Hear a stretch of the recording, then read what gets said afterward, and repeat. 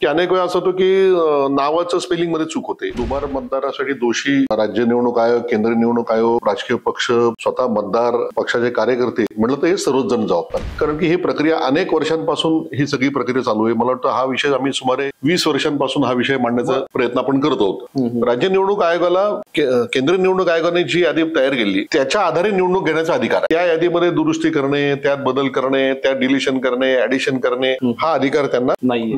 नमस्कार, मी Avinash चिलेकर, PCB today मध्ये आपणा सर्वांचं स्वागत आहे. पीसीबी कट्टामध्ये आपण राज्याच्या निवडणुकांबद्दल बोलणार आहोत.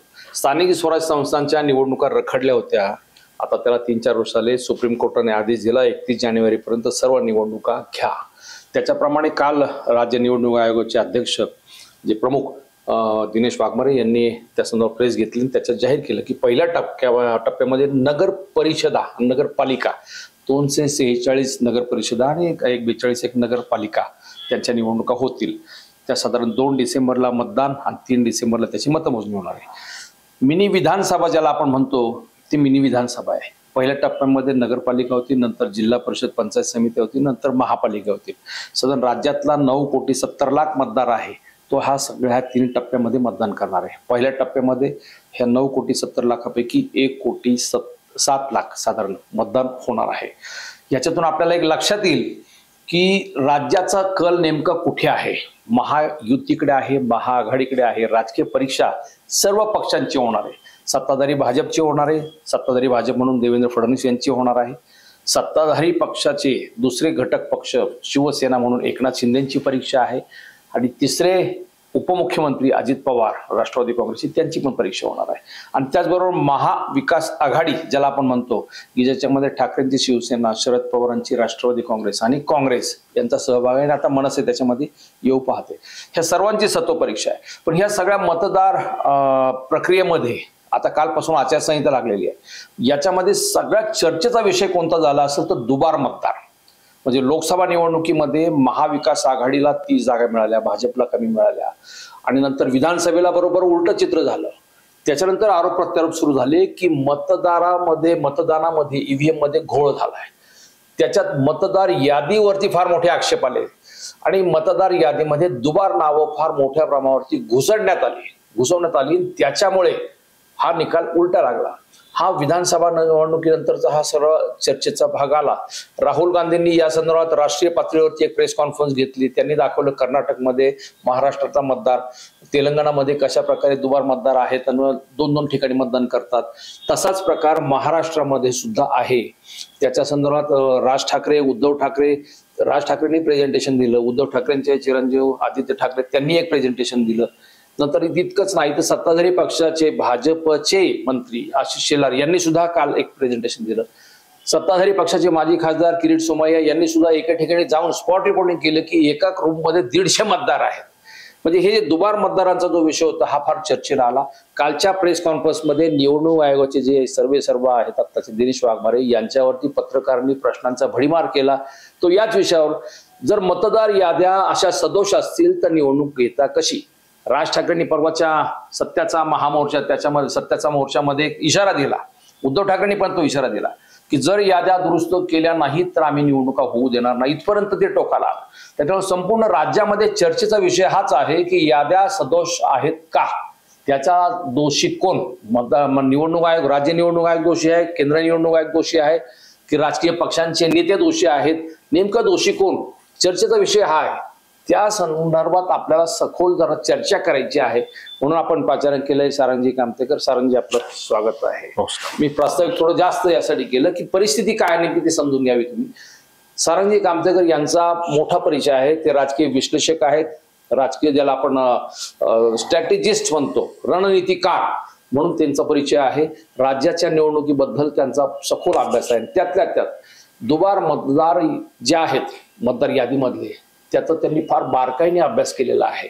राज्याचा सुद्धा केलेला आहे, जिल्ह्याचा केलेला आहे, पिंपरी चिंचवडचा सुद्धा केलेला आहे.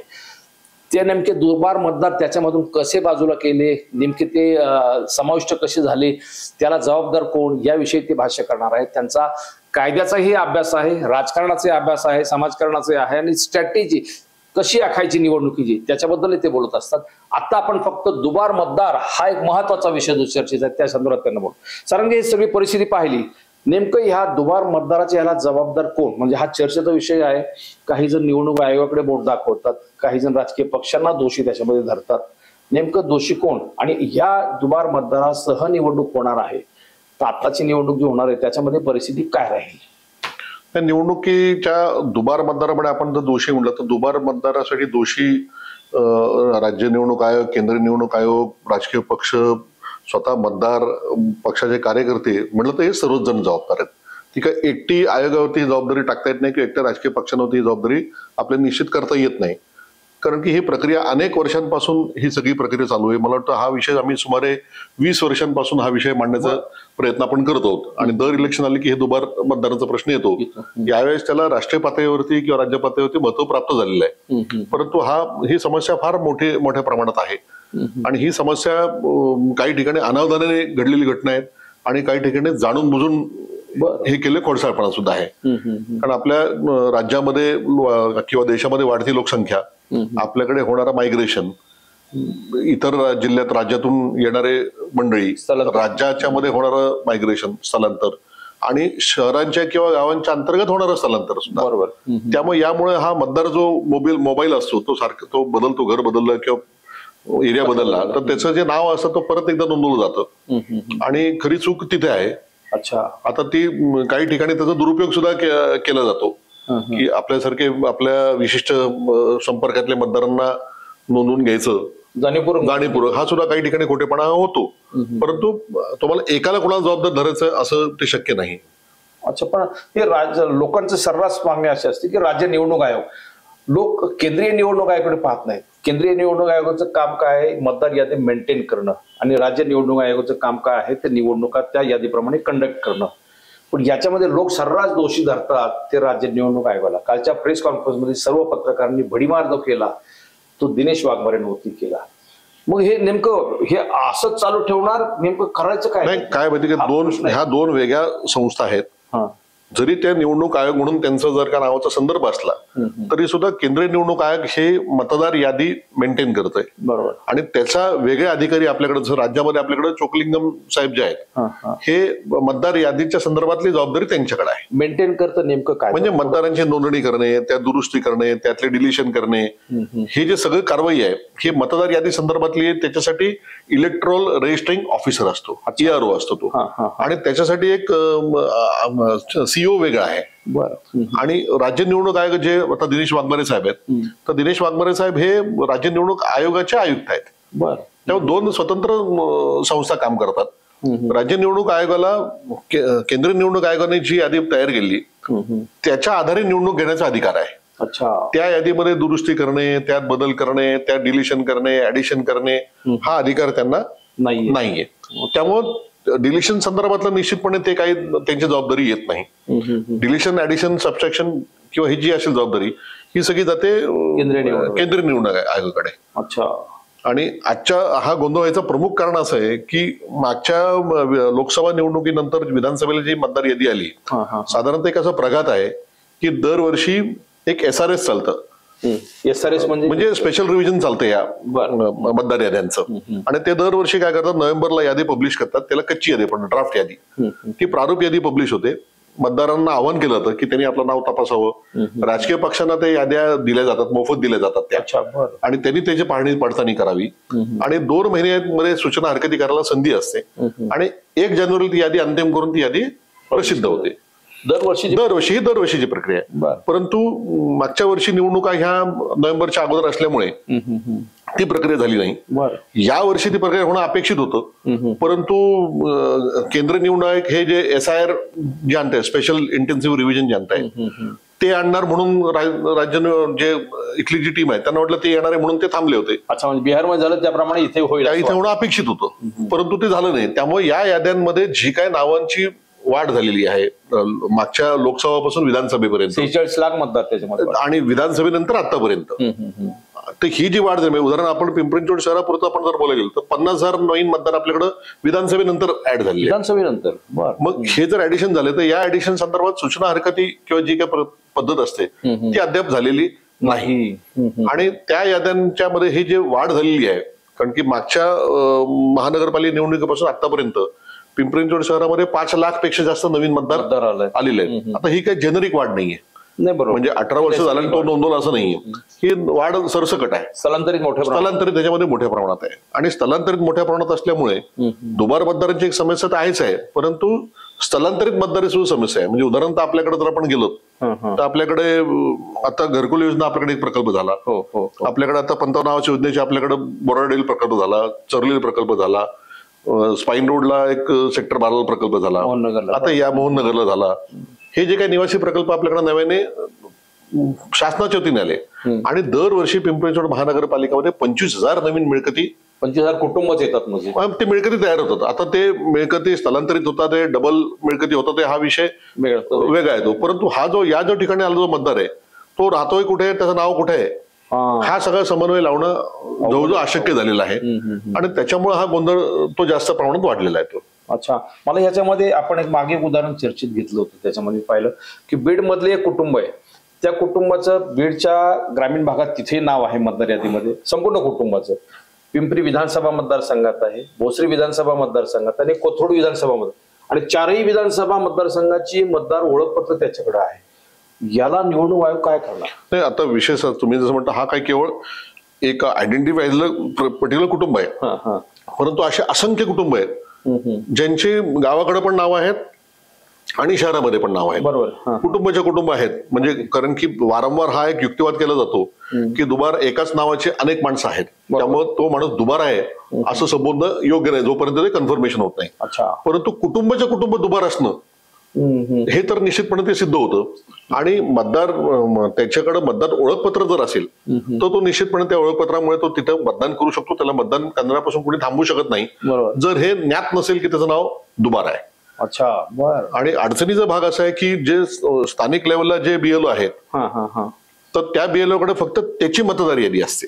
अच्छा, हा बरोबर. तेव्हा त्याच्या मतदार यादीच्या बाहेर जर कुठे नाव असेल तर ते शोधायची काम किंवा अधिकार किंवा ते क्षमता त्याची नाहीये ती. त्यामुळे अशा प्रकारचे जे मतदार आहेत हे येणं म्हणजे हे खूप अवघड आहे. साधारणतः प्रक्रिया अशी असते, जर आपण अगदी रेशन कार्डला गेलो, तुम्ही रेशन कार्डला नाव ऍड करायचं असेल तर जुनं नाव मायनस करायचं, नोंद नवीन ऍड करायचं. तसंच निवडणुकीला मतदार मध्ये सुद्धा तशीच खऱ्या अर्थानं तशी प्रक्रिया आहे की 6 नंबर मध्ये आपण जर नवीन नाव नोंदवत असाल तर आपलं डिलिशन 7 नंबरनी पाहिजे. अच्छा, आणि त्या डिलिशनची नोट पाहिजे, ती नोट पाहिजे. पण ते अशी पुरी पद्धत होती, पण दरम्यान काल ही पद्धत मध्ये का थांबली मला माहित नाही, परंतु ही पद्धत तशी झाली नाही आणि 6 नंबर मध्ये थेट नाव नोंदणी झाली. आरोप असाही होतो की राजकीय पक्षांचे कार्यकर्ते हे दुबार नाव नोंदवतात, परंतु मुद्दा असा आहे की मतदार आल्यानंतर तो नोंदवायचं नाव म्हणतो आणि तो हमी पत्र देतोय की माझं नाव कुठेही नाही. राजकीय पत्र त्याच्यावरती विश्वास ठेवला ना एक. आणि दुसरी, अलीकडच्या काळामध्ये ही मतदार नोंदणीची प्रक्रिया जसं तंत्रज्ञान विकसित होत आहे तसं ही नोंदणीची प्रक्रिया ही ऑनलाईन झालेली आहे. अच्छा, बर. त्यामुळे ऑनलाईन मध्ये सुद्धा मतदार, कुठलाही मतदार त्याचं नाव नोंदवायचं असेल तर तो नाव ऑनलाईन नोंदवू शकतो. आणि राजकीय पक्षाच्या कार्यकर्त्यांना त्याचं ज्ञात असणं जवळजवळ अशक्य आहे. आणि चूक अशी जे माझ्या पाहण्यात आलेली आहे की अनेक वेळा असं होतं की नावाचं स्पेलिंग मध्ये चूक होते, त्याच्यामध्ये काय समजा नाव लिहिण्याच्या पद्धतीमध्ये चूक होते की उदय सारंग अविनाश कामतेकर नाव असेल आणि कामतेकर सारंग अविनाश असेल. अच्छा, दोन नाव, तर एकच नाव आहे परंतु ते 2 पद्धतीने लिहिता येतं. तर अशा ठिकाणी अडचणीचा भाग असा होतो की त्या मतदाराचा ज्यावेळेस तो नाव शोधतो आणि शोधून त्याला नाव जर सापडलं नाही तर पर्यंत त्याला नाव आलं नाही म्हणून तो दुबार परत नोंदवतो. अच्छा, तर अशी सुद्धा अडचणी अनेक ठिकाणी झाल्या आहेत जे की जेन्युइन आहेत, म्हणजे त्याच्यात खोडसाळपणा नाहीये, परंतु त्याचे नाव तसं दुबार झालेलं आहे की नाव सापडलंच नाही किंवा त्यांनी नाव नोंदवलं. आणि पूर्वी अशी पद्धत होती, आपण जर मतदार याद्या इलेक्शन कमिशनच्या पूर्वीची वेबसाईट जी होती त्याच्यामध्ये जर का आपलं नाव टाकलं तर आपल्या त्याच्या फॅमिली म्हणून एक सेक्शन होता की त्याच्यावर आपण क्लिक केलं तर त्या कुटुंबातली नावं सगळी यायची. आता ती सिस्टीम बंद झालेली आहे. त्यामुळे आता नाव गेल्यानंतर माझं नाव हे माझ्या वडिलांच्या नावाच्या आसपास असलं पाहिजे किंवा जवळपास लागून असलं पाहिजे, ही पूर्वी पद्धत होती. आता तसं राहिलेलं नाही. आता हे नाव, नवऱ्याचं नाव एका यादीत असेल, बायकोचं नाव 3ऱ्या यादीत असेल, मुलाचं नाव 4थ्या यादीत असेल, अशी पद्धत झाली. त्यामुळे नाव सापडत नाही. आणि मग नाव सापडलं नाही की तो परत नाव नोंदवायला जातो तो परत जातो. त्याच्यामुळे हे दुबार वाढले. त्याच्यामुळे सुद्धा हे दुबार मोठ्या प्रमाणात वाढलेले आहेत. पण आपल्याकडे हे इलेक्शन कमिशन एक सॉफ्टवेअर आहे ना की दुबार नावांचा शोध, त्या सॉफ्टवेअर मध्ये तुम्ही यादी साहेब सॉफ्टवेअर शेवटी हे कॉम्प्युटर काय करतं, कॉम्प्युटर फील्ड आयडेंटिफाय करतं. आता आपण जर तुम्हाला एक उदाहरण म्हणून तुम्हाला सांगतो की आपण एखादं नाव घेतलं की पूनम नाव आपण घेतलं तर त्याचं स्पेलिंग POONAM पण आहे आणि PUNM पण आहे. मराठीमध्ये आपण गेलं तर छोटी उकार पण आहे आणि मोठा उकार सुद्धा आहे. त्यामुळे ज्यावेळेस आपण नाव शोधणार आहात तर त्या दोन नावं हे आयडेंटिफाय होऊ शकत नाही, कारण की स्पेलिंग मध्ये फरक आहे. जी ज्याही नावाला एखादी कानामात्रा वेलांटी ऍड होते, संदीप आहे, दीपक आहे, प्रदीप आहे, सुदीप आहे, जी आपण अशी जी नावं आहे त्याच्यात छोटी आणि दीर्घ आणि छोटी हे दोन्ही काढले जातात. स्पेलिंग मध्ये EE आणि आय चा सुद्धा उपयोग होतो. आणि स्पेलिंगच्या चुका, सोनावणेचं स्पेलिंग तो SONA VANE सुद्धा होतो, SONA WANE होतो, SONWANE सुद्धा होतो. त्यामुळे अशा प्रकारची जे कॉम्प्युटर जनरेटेड जी यादी असते, आता उदाहरण सांगतो की साधारणतः उत्तर भारतातली जी काय मंडळी आपल्याकडे महाराष्ट्रामध्ये आलेली आहेत ह्याच्यामध्ये खूप कॉमन नाव आहे की आलोक कुमार किंवा अनिल कुमार. आता अनिल कुमार आपण आलोक कुमार आपल्या शेकड्याने आलोक कुमार सापडले. त्यामुळे कॉम्प्युटरने जर ती यादी काढली तर तो माणूस दुबार आहे असं म्हणणं योग्य नाहीये. अनेक असे आहेत की वय पण तेच आहे, कदाचित त्याच परिसरात राहत आहेत, परंतु नाव दुबार आहे. आणि मराठीमध्ये सुद्धा जी आपली ठराविक आडनाव आहेत आपली, आता पाटील आडनाव आहेत, तर मिलिंद रघुनाथ पाटील तुम्हाला अनेक सापडतील, तुम्हाला मिलिंद रघुनाथ पाटील तुम्हाला. तर कॉम्प्युटर जनरेटेड यादीतून हे काढणं हे शक्य नाही. हे करणार कसं, म्हणजे मला सांगा, ही यादी मतदार यादी सदोष आहे, ती दुरुस्त झाली पाहिजे हे तर नक्की अगदी, आणि दुरुस्त यादीवरती मतदान झालं पाहिजे ही सगळ्यांची अपेक्षा आहे, ती रास्त त्यात का वागवं काहीच नाही. मग थोडक्यामध्ये ज्या नादुरुस्त याद्या आहेत, दुबार मतदार आहेत, आपल्याला प्रामुख्याने ह्याच्यात आक्षेप कुठे आहे, जे अनावधानाने असेल ती गोष्ट वेगळी, पण जे जाणीवपूर्वक दुबार नावं नोंदलेली आहेत, आपण पाहिलं की भोसरी मतदारसंघामध्ये आता अजित गव्हाणेंनी आरोप केला की 50,000 दुबार नाव आहेत. भोसरी पिंपरी मतदारसंघात 12,000 नाव आहेत. तिकडे चिंचवड मतदारसंघात 40-42,000 नावं दुबार. त्याच्यामध्ये असा आक्षेप घेतला जातो की ही दुबार नावं जाणीवपूर्वक नोंदलेली आहेत आणि काही वगळलेले आहेत. या बाबतीमध्ये कसं करणार, कारण मुख्य मुद्दा हाच आहे. मतदार यादी सदोष आहे असं मला वाटत नाही की कोणताही राजकीय पक्ष हे अमान्य करत आहे. सगळ्यांना मान्य यादी सदोष. अगदी काल जर आपण राज्य निवडणूक आयुक्तांची जर पत्रकार परिषद पाहिलं, त्यांनी हे मान्य केलं. ज्या अर्थी त्यांनी आदेश 29 तारखेला काढला आणि त्यांनी सांगितलं, कालच्या प्रेसमध्ये पण त्यांनी सांगितलं की आम्ही संबंधित जी स्थानिक स्वराज्य संस्था आहे त्यांना आम्ही दुबार नावांची आम्ही यादी देतोय. बरोबर. त्याची त्यांना पडताळणी करायला त्यांना सांगितलेलं आहे आणि पडताळणी करून त्या मतदाराला कुठे त्याचं नाव ठेवायचं हे त्याच्याकडनं हमी पत्र घ्यायचं आहे.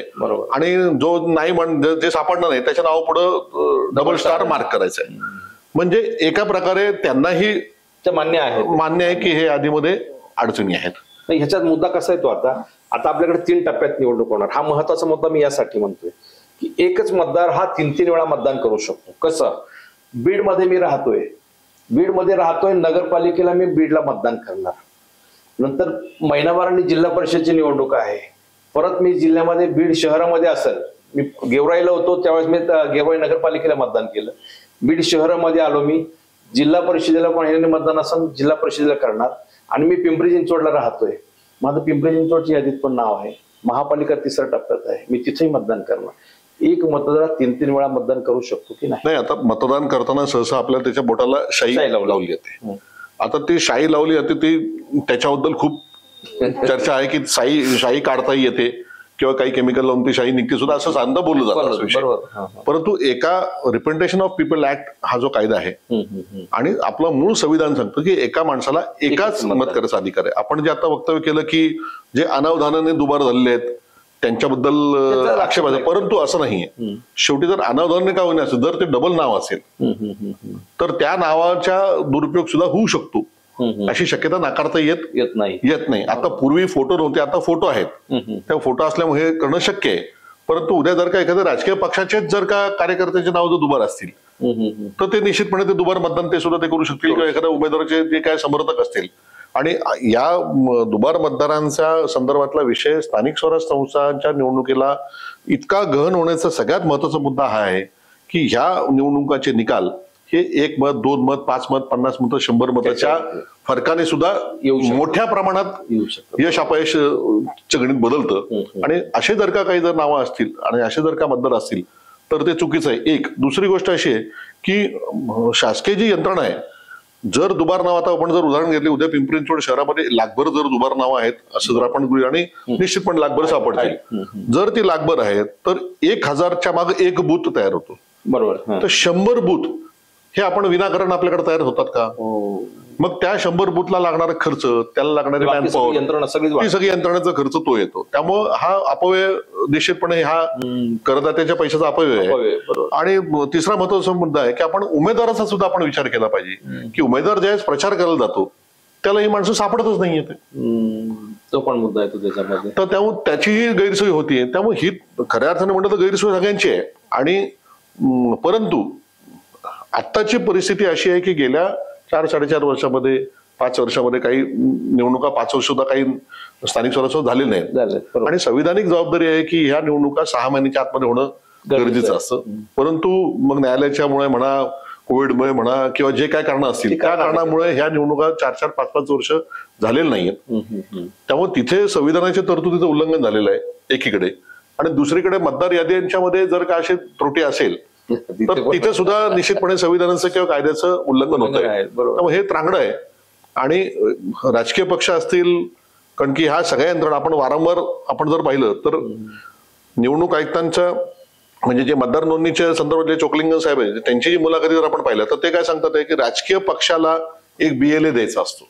अच्छा, बरोबर. त्या प्रत्येक यादीला. आणि ते वारंवार आवाहन करतात राजकीय पक्षांना की तुम्ही BLA द्या, परंतु ते दिले जात नाही. BLA म्हणजे बूथ लेवल एजंट आणि बूथ लेवल ऑफिसर. तर बूथ लेवल एजंटला सुद्धा मोठ्या प्रमाणात अधिकार त्या मतदार यादीच्या संदर्भातला आक्षेप घ्यायचे त्याच्या मोठे अधिकार आहेत, परंतु राजकीय पक्ष देत नाही. आणि ते देत नाही म्हणून निवडणूक यंत्रणेचा आरोप आहे की राजकीय पक्ष याच्यात सहभाग करत नाही, सहकार्य करत नाही, नंतर तक्रारी करतात. परंतु दुसरीकडे असं आहे की ते जे BLA दिले तर स्थानिक पातळीवरती राजकारण करताना, गाव पातळीवरती राजकारण करताना हे परत राजकीय वैमनस्याचा विषय होतो किंवा त्या BLA मध्ये अडचण होऊ शकते किंवा त्रास होऊ शकतो. हाही त्यातला भाग आहे. त्यामुळे अनेक राजकीय पक्ष किंवा अनेक कार्यकर्ते हे अशा वेळेला नाव द्यायला हे कचरतात किंवा नाही म्हणतात. कारण की राजकारण हे फक्त निवडणुकीपुरतं असतं. राजकीय संघर्ष निवडणुकीनंतर समाज हा एक म्हणून. मला BLAचं मला ते तुम्ही सांगता तो मुद्दा जाणीवपूर्वक टीका वाटतो. चिखली विधानसभा म्हणजे भोसरी विधानसभा मतदारसंघात कुदळवाडीतील प्रामुख्याने मुस्लिमांचीच नावं गायब झाली होती. म्हणजे हे ज्यावेळेस पाहिलं ना म्हणजे हे कसं काय शक्य आहे, म्हणजे त्यांनी तर स्वतःहून नसतील केले, हे जाणीवपूर्वक होतं अशा गोष्टी. नाही, आता काय हा विषय आता हायलाइट सगळं होतोय, परंतु यापूर्वी कदाचित आपल्याला ज्ञात असेल, आपण हे सगळं रिपोर्टिंग आपण पूर्वी केलं होतं. आता 2009 साली आपण पिंपरी चिंचवड शहर आणि परिसरामधली 2 लाख दुबार नावं आयडेंटिफाय होऊन डिलीट झाली होती. 2 लाख नावं. आता हा किस्सा 2009 सालचा आहे. बापरे. म्हणजे ही प्रक्रिया आजची आहे अशातल्या परिस्थिती. हे दर वेळेला हा विषय मुद्दा पुढे येतो. 2-3 तांत्रिक अडचणी आहेत. कारण यादीमध्ये आता जी काही चर्चा वारंवार होते की एकाच घरात मतदार नोंदवलेत, एकाच घरात नाहीये, हे जे आहेत. आता तुम्ही यादी जर कुठली काढली तर तुम्हाला यादीमध्ये तुम्हाला 50% तुम्हाला पत्ते सापडत नाहीत, पत्ते उल्लेखच नसेल. किंवा जर उल्लेख जरी असेल तर घर नंबर 2, घर नंबर 5, त्याला काही घर नंबर 302 असा काहीतरी उल्लेख असेल. वर असणारी जी काय यादीतील जी काय त्याला परिसराचं नाव आहे आणि खाली असेल पत्ता जो आहे, हे पत्ता एकमेकांची मॅच होत नाही त्या यादी भाग परिसरामध्ये. आणि आपण यादीमध्ये पाहिलं तर या संदर्भात मी काही वर्षांपूर्वी या संदर्भातला तांत्रिक जाणून घेण्याचा प्रयत्न केला होता. तर त्या ज्या सॉफ्टवेअरमध्ये जे कॉलम आहे, कारण आता आपल्याकडे सोसायटीची नाव आपण जर गेलात तर ती मोठी नावं झाली सोसायटीची. पूर्वी कसं की फक्त चाळ होती, मुले चाळ, फुले चाळ, फुगे चाळ, चाळ टाकलं की विषय संपत होता. आता काय झालं, आता प्रत्येक 10 फुटावरती वेगळी सोसायटी आली आणि त्या विंडो मध्ये तेवढी नाव टाकणं दिसत नाही, शक्य होत नाही. त्यामुळे पहिली गोष्ट पत्ते पूर्णपणे येत नाही. म्हणून घर क्रमांक 25 फक्त. आता घर क्रमांक आता फ्लॅट नंबर A505. आता तुम्ही जर केलं A505 नावाचे 100 पेक्षा असतील फ्लॅट सोसायटी आले. मग त्यामुळे त्याचा उल्लेख पर्टिक्युलरली जो यायला पाहिजे तो प्रत्यक्षात यादीत येत नाही. तोही एक यादीतली त्रुटीचा भाग आहे. आणि दुसरी गोष्ट अशी की आपल्याकडं मायग्रेशन हेवी होत असल्यामुळं वारंवार या याद्या 1200च्या होत्या, मग 1000च्या केल्या, त्या 200 पुढच्या 800ला जोडल्या गेल्या. बरोबर. त्यामुळे याद्यांचं मिक्सिंग झालेलं आहे. तर ही जी काही समस्या आहेत ही समस्या प्रभागनिहाय याद्या फोडताना आणखीन तो गोंधळ. प्रभागनिहाय तर मनपा यादी ती वेगळी असते, ती फक्त निवडणुकीपुरती असते ती. परंतु अडचणीचा भाग असा आहे की या याद्या करण्यासाठी जर का एका मतदाराचं नाव या देशभरामध्ये जर कसं त्याला एक युनिक आयडेंटिफिकेशन नंबर असली पाहिजे, जसा आधार कार्डचा नंबर आहे आपला, उद्या आधारचं लिंकिंग जर ह्याला लिंकिंगला जर झालं तर निश्चितपणे काही प्रमाणात चांगलं सोल्युशन आहे. हे सोल्युशन खूप चर्चेत आहे हे सोल्युशन, पण ते प्रत्यक्षात अजून ते अंमलबजावणी ते झालेलं नाहीये. पण आधार लिंकिंग जर केलं तर निश्चितपणे तो मतदार एकच आहे हे तर निश्चितपणे येऊ शकेल. कारण आता बँक खातं सुद्धा आपलं माहिती आहे, वर्षभर जर आपण ते केवायसी केलं नाही तर आपलं खातंच बंद होतं, लॉक होतं. बरोबर. त्यामुळे हे आधार लिंकिंगचा एक महत्वाचा मुद्दा आहे जो ज्याचा निर्णय हा राष्ट्रीय पातळीवरती आहे तो अद्याप झालेला नाही एक. आणि दुसरी गोष्ट अशी आहे की निवडणुका जर घ्यायच्या असतील किंवा निवडणुका जर व्हायच्या असतील तर त्या पारदर्शक पद्धतीने व्हाव्या ह्या माफक अपेक्षा लोकशाहीमध्ये असणं काही गैर नाहीये. त्याचबरोबर प्रशासकीय यंत्रणेत सुद्धा अडचणीचा भाग असा आहे की राज्य निवडणूक आयुक्ताकडे जी यादी दिलेली आहे ती यादीप्रमाणे त्यांना काम करणं आहे. त्यामुळे ती यादी सदोष आहे का हस्तक्षेप करू शकत नाही. मग ते काल आपण जर पाहिलं असेल कालच्या प्रेसमध्ये त्यांना एक प्रश्न विचारला गेला की तुम्ही 1 जुलैची यादी ग्राह्य धरली. हो बरोबर. तर तुम्ही आता निवडणूक आता घेतलं लेटेस्ट यादी का नाही धरते. तर त्यांनी सांगितलं मी 15 ऑक्टोबरची यादी मागितली परंतु मला अजून कम्युनिकेशन आलं नाही. दुर्दैवाने असं म्हणण्याची जर राज्य निवडणूक आयुक्ताचा वेळ येत असेल तर कुठं ना कुठे वाईट की तो जो मतदार जो नोंदवला गेलाय म्हणजे थोडक्यामध्ये पिंपरी चिंचवडमध्ये नवीन 50,000 मतदार ते नोंदवले गेले असतील ते यावेळेस नाही, अख्खे 50,000 नाही, ते मागच्या निवडणुकीपासून ते जुलैपर्यंत आलेत. परंतु एक जुलैपासून पुढचे जे आता एक तांत्रिक भाग असा आहे की एखाद्याचं नाव जुलैच्या यादीत आहे आणि समजा तो ऑगस्ट मध्ये तो डिलीट झाला असेल, तो मतदार होण्यास अपात्र असेल तिथे, परंतु तो जुलैच्या यादीमध्ये असल्यामुळे तो आज मतदान करायला पात्र आहे. किंवा एखादा असा असेल की ज्याचं नाव नव्हतं त्यांनी नोंदवलं आणि त्याला जर निवडणूक लढायची असेल तो निवडणूक लढू शकत नाही कारण त्याचं नाव त्या मतदार यादीमध्ये नाहीये.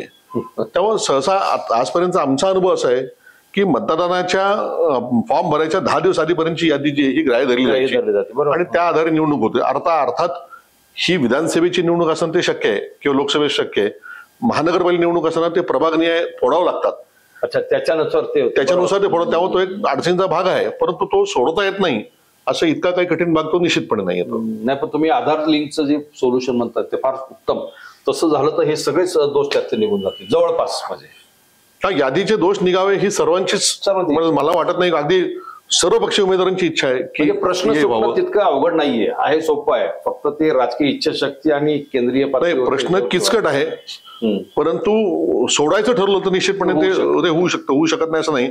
फक्त आता निवडणुका न झाल्यामुळं आणि सुप्रीम कोर्टाने ह्या निवडणुका तातडीने घ्या आदेश दिल्यामुळे फक्त परत मुद्दा असा येतो की सुप्रीम कोर्टाने निवडणुका घ्यायला सांगितल्या पण त्या निवडणुका कायद्याला धरून होणं अपेक्षित आहे.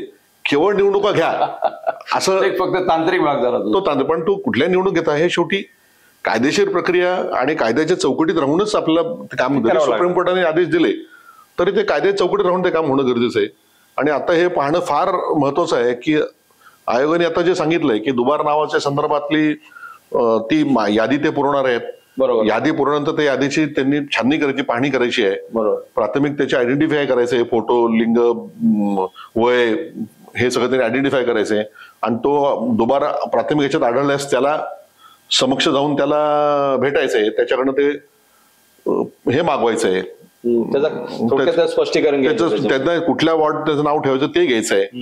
आणि जर गावाकडे मतदान करणार की शहरात नाही, एक महत्वाचा गैरसमज या कालच्या आपण म्हणजे जे मला त्यातलं ज्ञात आहे, जे काय मला कळलं, जो आदेश वाचल्यानंतर मला कळतं आत्ताच्या घडीला ही जो आदेश हा दुबार संदर्भला हा फक्त या शहरा अंतर्गतलाच विषय आहे. अच्छा, बरं. हा विषय बाहेरचा नाहीये. हा फक्त जी लोकल बॉडी इलेक्शन असेल, जे स्थानिक स्वराज्य संस्था निवडणूक असेल, उद्या तळेगाव नगर परिषदेची निवडणूक असेल तर मला जे माहिती मिळाली मला त्याप्रमाणे जी दुबारची यादी आली ती त्या शहरा अंतर्गत जी दुबार आहे त्याच्यापुरतीच आहे. म्हणजे मला उद्या समजा माझं नाव बीडला आहे किंवा उस्मानाबादला आहे, तिकडे धाराशिवला आहे, तिथे नाव असत ते कायम राहणार.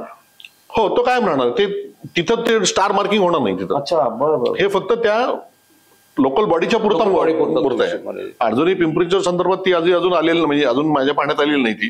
परंतु कारण की पिंपरीमध्ये 3 विधानसभा मतदारसंघ आहेत. हो, बरोबर. त्यामुळे 3 विधानसभा मतदारसंघातल्या अंतर्गत हे पडताना आहे का एका फक्त विधानसभा मतदारसंघाअंतर्गत ते पडताना ते अजूनही स्पष्टता त्यातलं नाहीये त्यातलं. परंतु ग्रामीणमध्ये किंवा स्थानिक स्वराज्य संस्था ज्या निवडणुका आहेत, आता ज्या ज्या निवडणुका नगर परिषद, नगरपंचायती, जिल्हा परिषद, पंचायत समिती या एखादं नाव जर या दोन्ही 3 ठिकाणी असेल तर त्याचं डिलिशन किंवा त्याचं डुप्लिकेशन आयडेंटिफाय करायचं नाही होणार. सारंगजी, ओव्हरऑल संपूर्ण पाहिलं तर दुबार मतदार किंवा मतदारांचे जे नावं समाविष्ट आहेत ते किंवा जे डिलीट झाले ते डिलिशन होणार अपेक्षित आहेत ते, हा सगळा एकूण तांत्रिक गोंधळ पाहिला. जे आहे ती परिस्थिती स्वीकारून यावेळेस स्थानिक स्वराज्य संस्थांचं मतदान होणार. आता त्याला काय मला वाटत नाही, एकदा निवडणूक प्रक्रिया सुरू झाली, प्रोग्राम जाहीर झाला, प्रक्रिया सुरू झाली की ती थांबणे अशक्य आहे असं मला तरी वाटत नाही. कारण कोर्टातून सुद्धा मला वाटतं ते थांबत नाही, प्रक्रिया सुरू झाल्यावर ती कंटिन्यू राहते. नाही असं नाही, कोर्टातून शेवटी जर कोर्टाच्या निदर्शनास हे व्यवस्थितपणे मांडलं गेलं की जर निवडणुकीत जर मुळात चुकीच्या आधारावर होत आहेत तर कुठल्याही कोर्टाला शेवटी संविधानाच्या चौकटीतच त्यांनाही काम करायचं आहे. दुर्दैवाने हे की हे कोर्टापणे योग्य पद्धतीने मांडण्यासाठी कुठ ना कुठतरी राजकीय पक्ष असू दे किंवा त्याचे अर्थ कुठतरी कमी पडतात आहे. आणि हे सगळं कसं आहे की तहान लागली की विहीर खोदायची. हे वर्षभर याद्या हातामध्ये उपलब्ध आहेत आणि वर्षभर या याद्यांवरती काम करून या मागच्या 6 राजकीय पक्षाने ते करायला पाहिजे, शक्य आहे. म्हणजे ज्याला आक्षेप आहे त्याला करण्यासाठी संधी होती त्याला. नाही हे बरोबर, तहान लागल्या विहीर खोदायची. म्हणजे आता हे सगळे राजकीय पक्ष जे आता आक्षेप घेतात त्याला तसं काही अर्थ नाहीये.